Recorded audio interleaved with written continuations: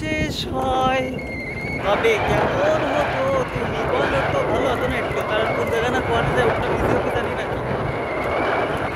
আর guys রাস্তাটা যে এত সুন্দর, আর এটা হচ্ছে ফতেপুর থেকে একটু ভিতরে। তোমরাও যদি একটু ট্যুর দিতে চাও মাঝে মধ্যে আসবা, মন ফ্রেশ হয়ে যাবে।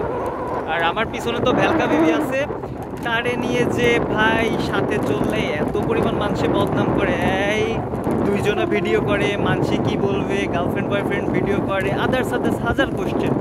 কিন্তু দিন শেষে একটা বিশ্বস্ত বন্ধু থাকার থেকে বড় কিছু তো আর নাই। আর এই জিনিসটা তো আমি খারাপভাবে নিই না, কিন্তু মানুষ খারাপভাবে নাই না। আর উনি তো পিছনে বসে সাজন গোজন করতেছে, মানে সাজন গোজন বলতে এটা বোঝাচ্ছি মাছ মুছ কেমনভাবে ঠিক করে যে বলার বাইরে।